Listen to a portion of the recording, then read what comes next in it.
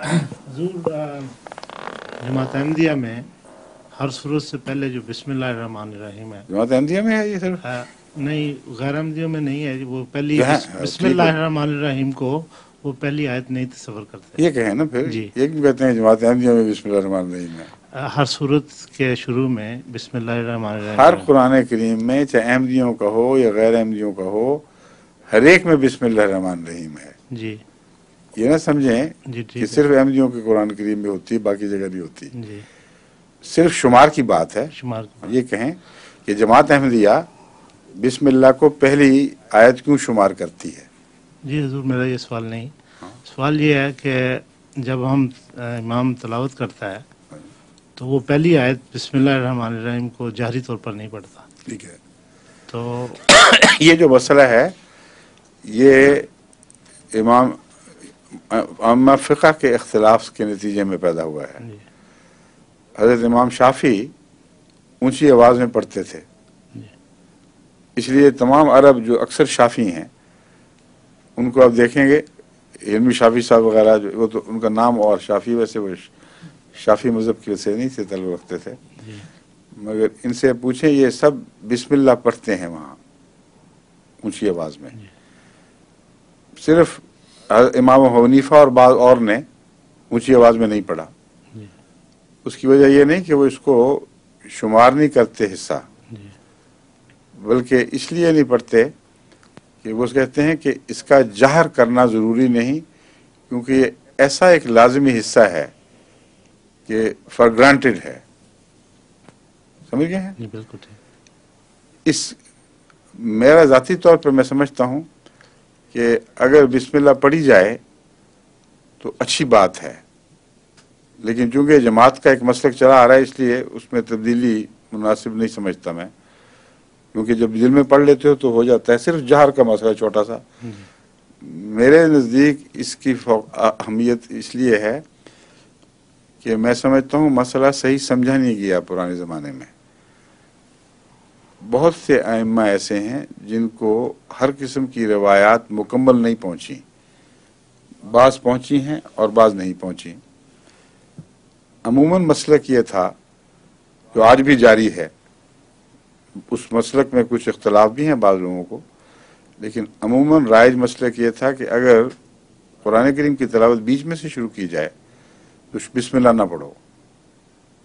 سمجھیں؟ جی جی اس لیے وہاں بسم اللہ نہیں پڑھی جاتی تھی، لیکن یہ کہ کسی سورت کے شروع سے ہی تلاوت ہو رہی ہو اور بسم اللہ نہ پڑھی گئی ہو، یہ الگ مسئلہ ہے.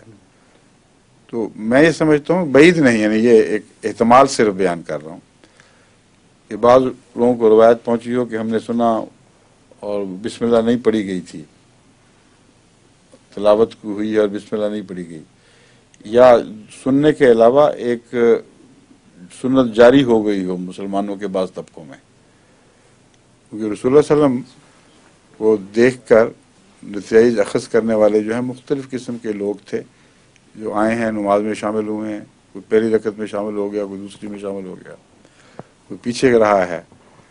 تو یہ بعید نہیں کہ ایک شخص آیا ہے، اس نے تلاوت سے پہلے بسم اللہ نہیں سنی اور اس نے روایت کر دی اور اپنے قوم میں جا کر یہی رواج دے دیا. تو یہ چھوٹی چھوٹی الجھنیں ہیں جن کے نتیجے میں فروعی مسائل پیدا ہوئے ہیں.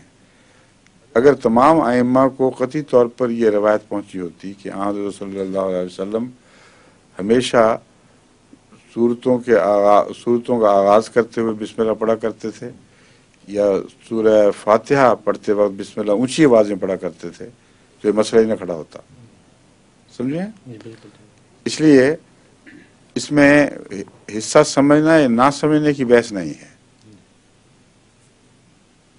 وہ الگ مضمون ہے. جی اس میں صرف یہ بحث ہے کہ بسم اللہ جو ہر صورت سے پہلے رائج ہے اس کو اتنا یقینی سمجھا جائے کہ اس کو اونچا پڑھنے کی ضرورت ہی پیش نہ آئے. یہ ایک دلیل سی بنتی ہے، مگر مجھے پسند نہیں یہ دلیل، میرے نزدیک یہ کچی سی دلیل ہے. اس لیے میں نے کہا تھا کہ مجھے ذاتی طور پر اختلاف ہے، مگر میں ان کے مسلک کا ایک بہانہ بتا رہا ہوں کہ شاید یہ وجہ ہوئی ہو، لیکن چونکہ ائمہ کے بار میں یہ بات رائج ہو گئی اور انہوں نے صرف روایتوں پر بنا نہیں کی بلکہ جو سنت چلی آ رہی تھی بعض علاقوں میں اس سے اخذ کی ہے، اس لیے اس بارے میں جماعت احمدیہ نے کوئی اس کے مخالف موقف اختیار نہیں کیا، کیونکہ حضرت مسیح علیہ السلام حنفی مذہب پر تھے اور اکثر حنفی فتاوی سے اتفاق فرماتے تھے، اس لیے وہاں یہ طریق جاری رہا۔ لیکن ایک بات قطعی ہے کہ جب بھی کسی احمدی نے اونچی آواز سے بسم اللہ پڑھی ہے اس کو کسی نے ٹوکا نہیں۔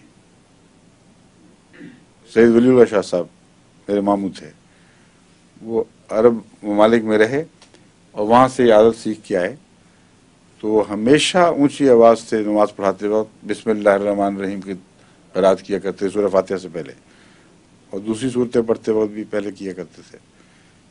اور حضرت مسلم موعود کے علم میں، ساری جماعت کے علم میں تھا، صحابہ کے علم میں تھا، کبھی ایک دفعہ بھی کسی نے نہیں ٹوکا، جس کا مطلب یہ ہے کہ بنیادی طور پر وہ سمجھتے تھے کہ ثانوی سی چیز ہے، چونکہ دل میں پڑھ لیتے ہیں اس لیے گناہ کوئی نہیں ہے، مگر اونچی آواز سے پڑھا جائے تو ہرگز ایسے شخص کو روکا نہیں جا سکتا، اور دل میں پڑھ لو تو اس کو بھی مجرم قرار نہیں دیا جا سکتا، مجرم قرار نہیں دیا جا سکتا۔